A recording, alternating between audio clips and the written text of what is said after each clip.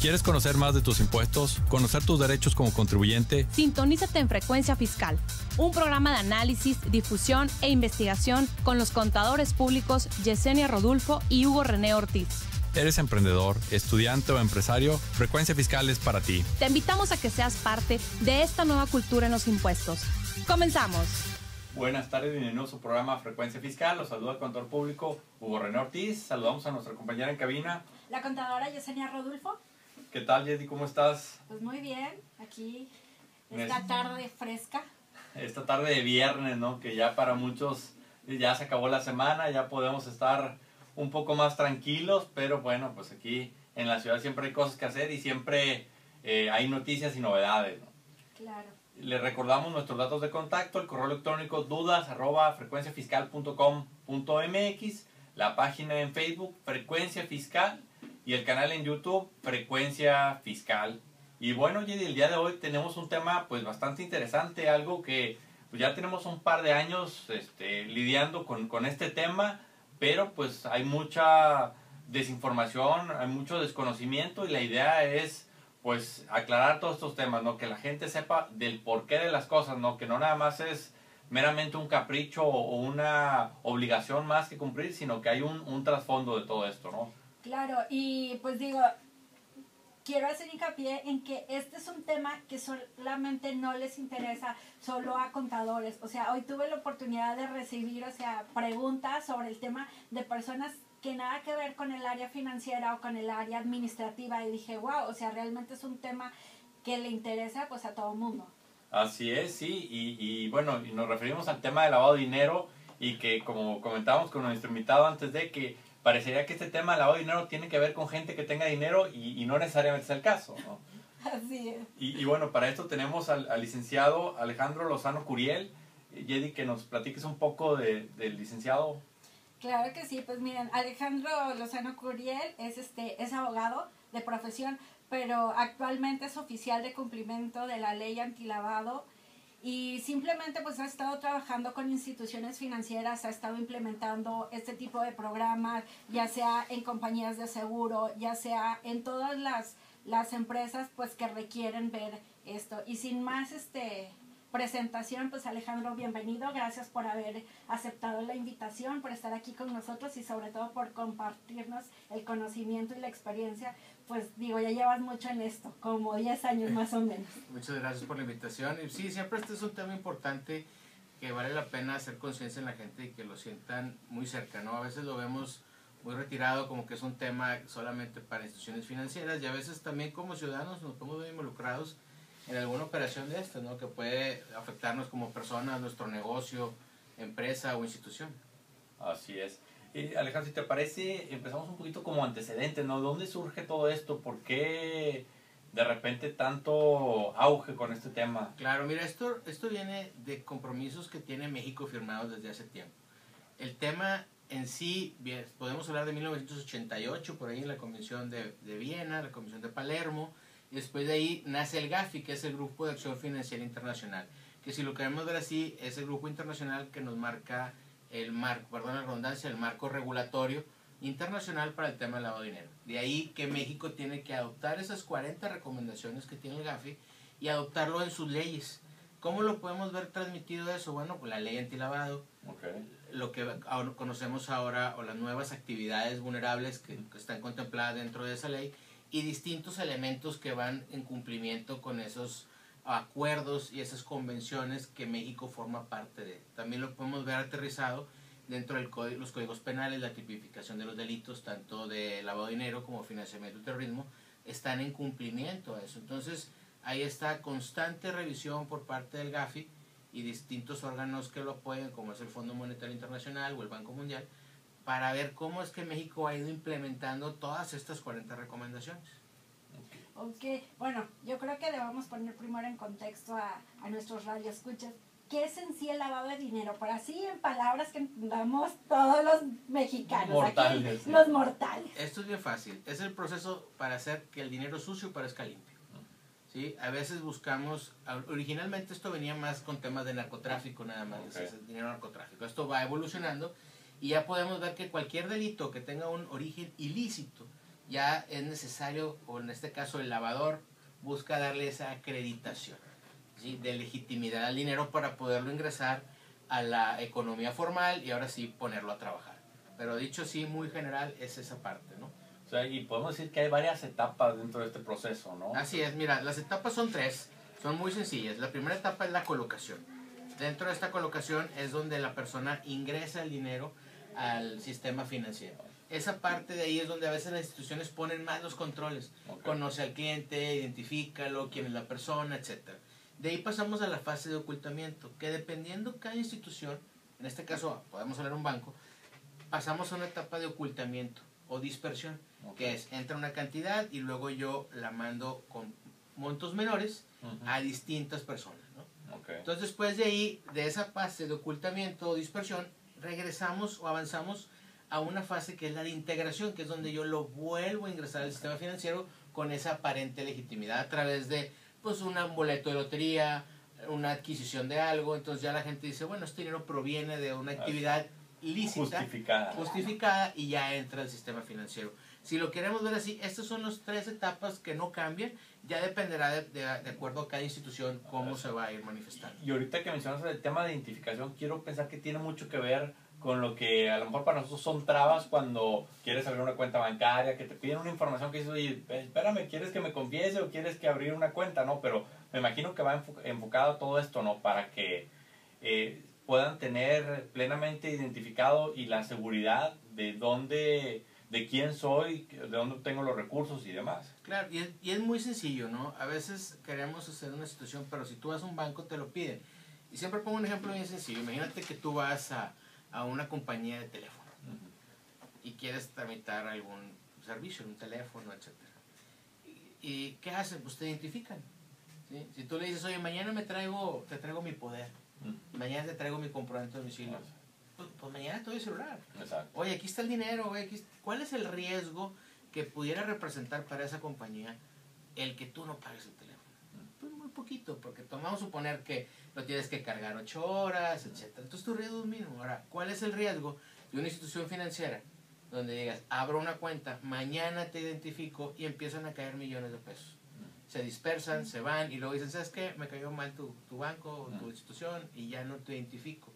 Entonces, esas son obligaciones que tiene el banco de identificar. Son procesos ya maduros, pero por eso es bien importante que este tema se vea como una cuestión cultural. Si tú vas, por ejemplo, a Colombia o conoces un país así tipo Costa Rica, centroamericano, ellos tienen una cédula única de identificación, que ellos se lo saben, tipo lo que para el americano es el número de seguro social. Entonces, tú con eso lo pones y la gente sabe si eres tú. Aquí, desgraciadamente, en México no hemos podido dar con eso. Tenemos el número de licencia, el número de la IFE, el número del pasaporte, distintos... El CUR, diferentes cosas. Entonces, no hay uno solo. No hay uno solo que tú digas, este soy yo. Entonces, son de las cosas que van evolucionando, pero sí es importante ver qué esfuerzos han hecho en otros países que pueden ser. Digo, México tiene un buen nivel, va muy bien, siempre ha sido ejemplo para muchos países el seguimiento, pero bueno, todavía tenemos muchas cosas que hacer al respecto. Así es.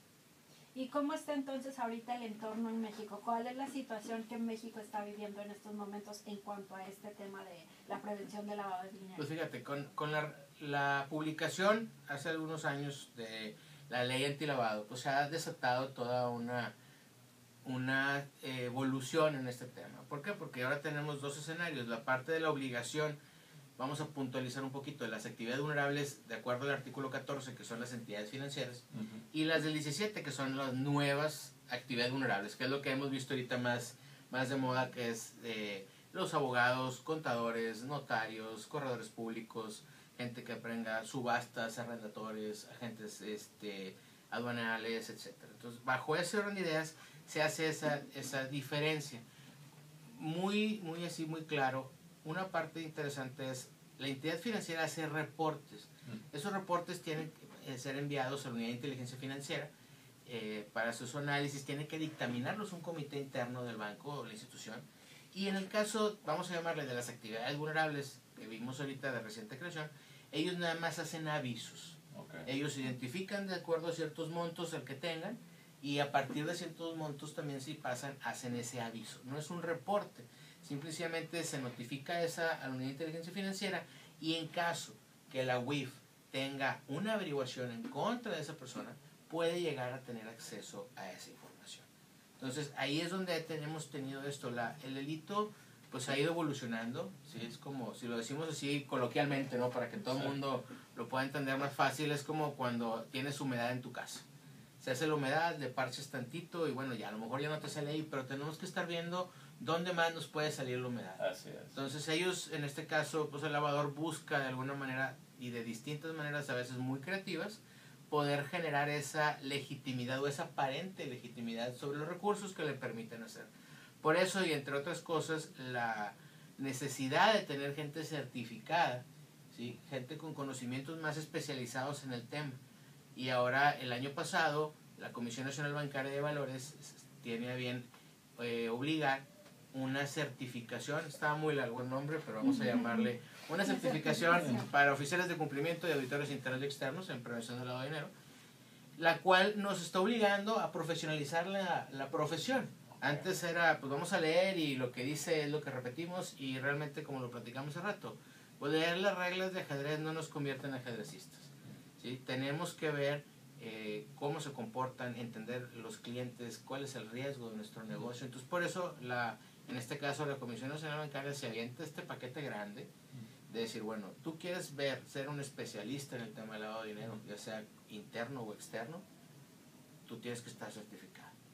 Y nos pide estos conocimientos básicos que hemos estado generando, de dónde viene, las convenciones, las leyes, que te las aprendas, etcétera. Y pues eso es lo más nuevo que hay ahorita. De hecho, el 2 de julio sí es el siguiente examen para los que hayan... los valientes los que valientes. se animen a tomar ese examen, ¿no? Claro, ahorita, fíjate que vamos a llamarle el porcentaje de bateo que ha estado dándose en el examen, pues es más o menos de un 33%. ¿Cuál es la recomendación que podemos hacer? Que lo vean como un examen, ¿sí? Que lo vean como un tema de estudio, que tienen que aprender. ¿Por qué digo que la Comisión Nacional Bancaria se aventó pues un buen paquetito haciendo esto? Porque la certificación está avalada por el regulador, y en este tema es la única certificación avalada por un regulador. Puede haber de distintas organizaciones, también certificaciones, pero son organizaciones. En este caso es el regulador el que te dice que tú tienes los conocimientos en la materia. Así ¿Sí? es. Habrá que seguir estudiando por otras cosas, Claro. pero por lo pronto los mínimos ya los tienes en la certificación. Bueno, y también compartirles a nuestros radioescuchas, pues así como bien lo comentó Alejandro, pues simplemente hay que certificarse, y él es de la primera generación que lo pasó a la primera, y pues digo, qué padre poder contar con él, con su conocimiento, pues aquí en el estudio. Digo, lo que buscamos es que para la gente sea esto fácil, hacerlo muy claro. Exacto. Y que no sea complicado, porque a veces pues lo vemos muy difícil, cuesta arriba, y si no tenemos un programa, pues es donde empezamos a verlo, ¿no? Por eso siempre a nosotros recomendamos tener una cultura de cumplimiento, que dentro de tu institución existe esa cultura, lo cual le permita a todos formar parte de esto y sea algo más sencillo, ¿sí? Y bueno, también me habías comentado el tema de, pues, o sea, la actividad o los giros de las empresas, ¿no? Que era la actividad habitual, que saber, oye, ¿a qué te dedicas? Porque a lo mejor en algunos casos parece que no estás, pero sí estás, y en otros viceversa, ¿no? Fíjate que ha sido todo un tema, porque si queremos ver el catálogo de Hacienda, pues hay N cantidad de clasificaciones en las que tú puedes estar. Entonces, aquí nos ha tocado gente que desgraciadamente le han sugerido que tiene alguna actividad vulnerable, y cuando nos han venido a buscar, pues de la revisión así a simple vista, pues, y de la mano con ellos revisamos y vemos que no tienen ninguna obligación que hacer. Está del otro lado la gente que sí la tiene que hacer y no la quiere hacer.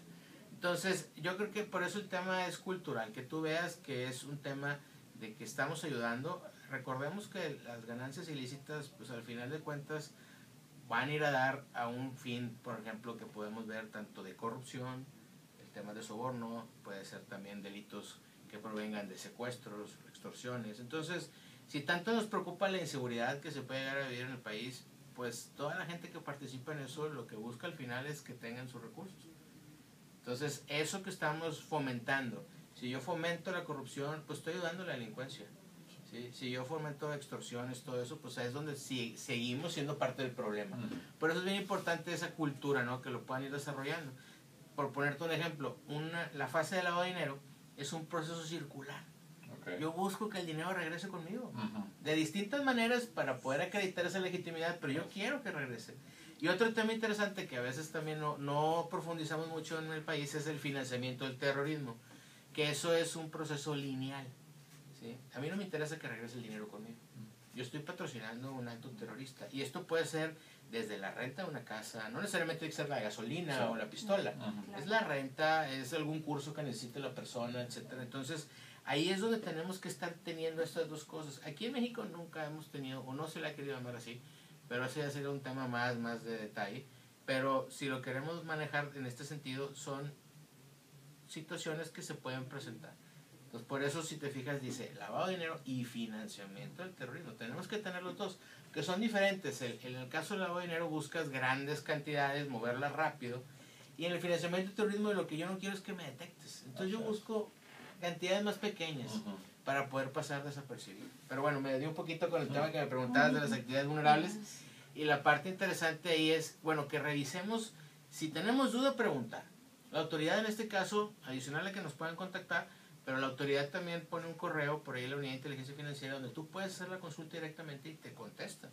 Porque a veces cuando tenemos ciertas actividades o somos de muchas actividades dentro de la empresa, no sabemos si debemos o no. Exacto. Y a veces queremos reportar de más y o a veces queremos reportar de menos. Y recordemos que esto al final de cuentas a la autoridad lo que le sirve es que sea lo que tenga que ser. Exacto. No es porque cumplo de más, porque reporto mucho. Fíjate que en el 2009 por ahí hubo un tema cuando empezamos a ver esto, que todas las instituciones reportaban un chorro. La premisa era, ante la duda reporta, ¿no? Y empezaba todo el mundo a reportar. ¿Qué pasó?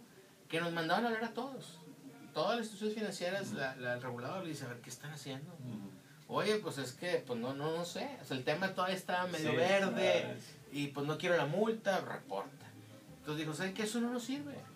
Necesitamos que ustedes trabajen en la calidad de sus reportes, que conozcan ustedes al cliente, que conozcan su riesgo y en base a eso me digan si hay un reporte. No es como que vi algo raro, como que esto no me cuadra. ¿Qué no te cuadra?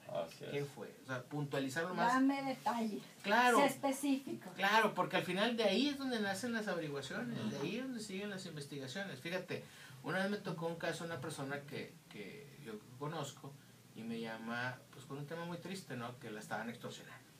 Me dice, ¿sabes qué? Me están extorsionando en la ciudad donde vivo, me están pidiendo que deposite en este banco a nombre de esta empresa.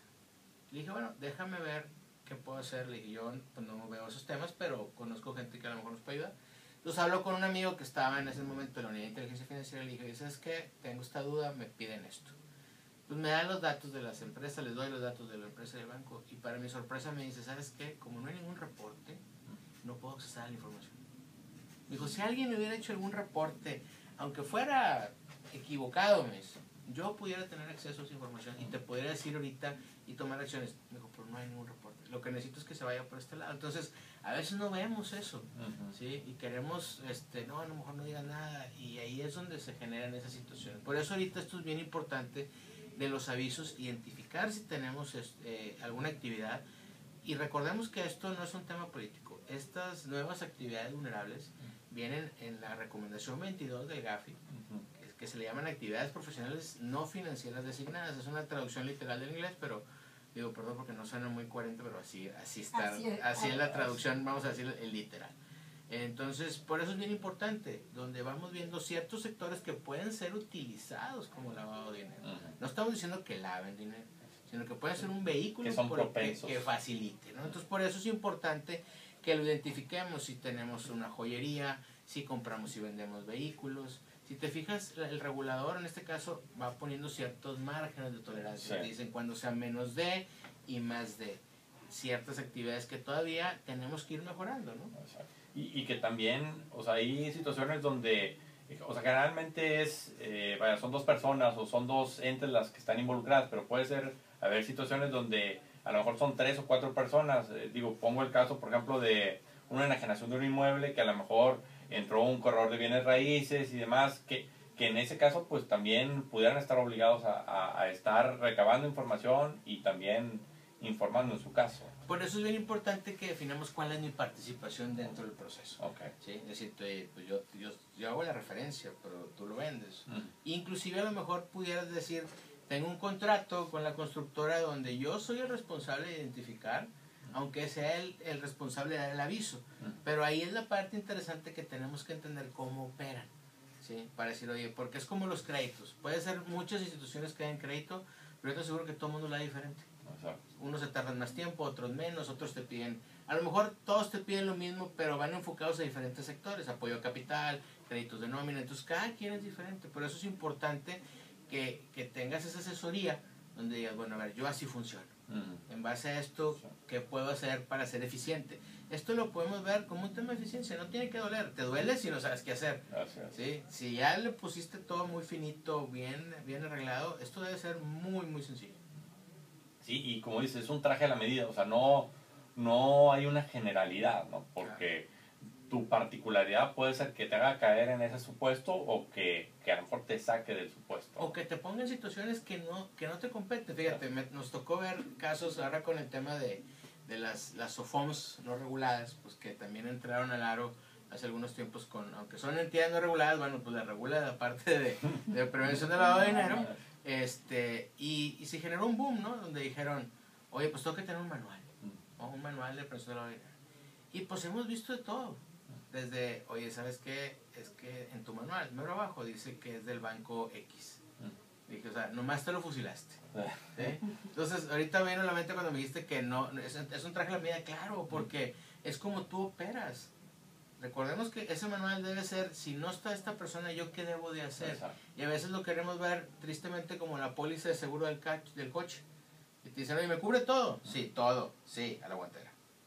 ¿Cuándo la vuelves a ver? Cuando chocas. Claro. ¿Sí? Y esto es un material vivo que tenemos que estar viendo cómo voy evolucionando. Y sigo teniendo el mismo riesgo, sigo teniendo las mismas sucursales, los mismos productos. Entonces, por eso, si te fijas, cuando pasó eso, todo lo que son centros cambiarios, transmisores de dinero y SOFOMs, sacó la Comisión Nacional Bancaria una regulación, una disposición y dicen, oigan, así me tienen que dar el manual.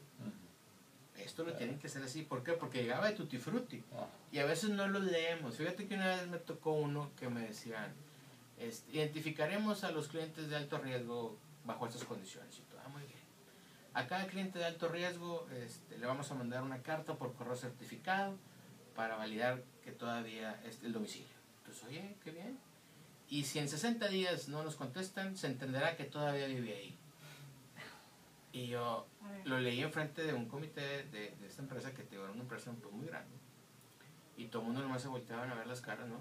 Como con cara de buscar un culpable. Le dije, no busquen un culpable, aquí está la firma de ustedes, todos ustedes firman. No lo lees. ¿Sí? Nada más, yo le dije, bueno, tengo dos preguntas. Le dije, la primera, por favor, díganme, ¿dónde están los 3.500 acuses de las cartas? Porque ustedes tienen 3.500 clientes de alto riesgo. Entonces, pues es una carta por cliente, entonces los 3.500 de este año. ¿Sí? Tienes que guardar los 10 más. Exacto. ¿Sí? Entonces, oye, ahí a veces si tú sumas todos estos factores donde empezó a haber deficiencias, donde ponías al oficial de cumplimiento, era por suerte, por sorteo, casi por dedazo, así de que pues tú, todo eso son los factores que se han dado que ahorita detonan esta certificación, esta necesidad de tener gente más allá de con los conocimientos, conocimientos de cultura general del tema y aparte más profundos en base ya a poder implementar programas de cumplimiento, ¿no? Que le permitan a la gente ayudar esto. ¿Y quiénes pueden ser estas personas o qué características deben tener estas personas que puedan tomar esta certificación? Pues fíjate, para ser oficial de cumplimiento, voy a irme un poquito más atrás. Okay. No hay ahorita un perfil, ¿sí? Yo he tenido a mi cargo con los gentes que he podido colaborar, abogados, contadores, LAES, actuarios, economistas. Entonces, realmente necesitas ser alguien que le guste, vamos a decir, con un perfil, si tú quieres, de auditor, ¿sí? Pero que le guste mucho el tema porque necesita estar profundizando. O sea, no es un tema estático de, ya se prendió un foco y pues nada más cuando se prende el reacciono. foco. Sí, a la empresa no le sirve eso. A lo mejor habrá gente que sí funcione, pero en el fondo, yo estoy seguro que si me agarra un director general y le digo, oye, tú tienes gente que nada más jala cuando se prende el foco, se van a molestar. Entonces, Tiene que ser alguien que le guste el tema. Obviamente para eso tienes que tener un patrocinio de la alta dirección, donde tú también te sientas que te avalen, cobijado, sí, claro, si no andas ahí buscándole papá al niño y que alguien te haga caso. Entonces, esos son los temas que si tú los sumas a ahora, ¿quién debe certificarse?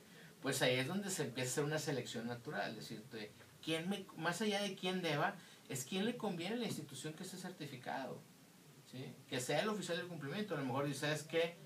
¿Qué jerarquía debe tener? Es correcto, debe ser alguien de un mando medio mínimo hacia arriba. Estamos hablando de una gerencia, a lo mejor un subdirector, un director que deba ser quien tenga... Quien ponga autoridad. Es correcto, este cargo y digo, oye, no estamos cumpliendo. Y no que el oficial de cumplimiento, 3 o 4 grados abajo de su jefe, todavía hay que convencer al jefe y así hasta arriba, pues realmente termina por tener una rotación.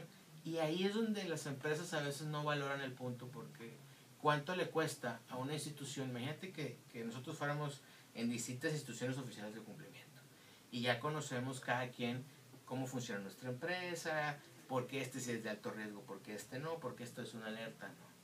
Y tenemos un manual, vamos a decirlo así, malamente de escritorio, ¿sí? Entonces de repente yo les digo, ¿sabes qué? Me habló mi papá y me dijo que mejor me fuera al negocio de la familia. Ya me voy. Y le digo a mi jefe, ¿sabes qué? Pues ya me voy a lo que tú quieras. Pues, ¿qué va a pasar? La persona que entre, pues no va a saber qué hacer. No va a poder darle seguimiento a todo. Sobre todo de la manera puntual como lo hacía. Entonces la empresa tiene una merma en ese sentido. Claro. Empieza a haber un atraso, empieza a ver que por eso, si no tienes un programa de cumplimiento que incluya una parte de una sucesión, quien sea los criterios, cuáles son, por qué este le dije que sí, por qué este le dije que no, se generan esos problemas. Por eso siempre la recomendación de que pues, lo apoyen y también pues, tengamos esos planes implementados. Perfecto, bueno, pues con este comentario cerramos el programa del día de hoy. Nuevamente, pues muchas gracias por acompañarnos, por transmitir todo este conocimiento a nuestro auditorio. Muchas gracias, muy amables. Nos despedimos, la contadora Yesenia Rodulfo. Hugo René Ortiz, que tengan una excelente tarde. Hasta luego.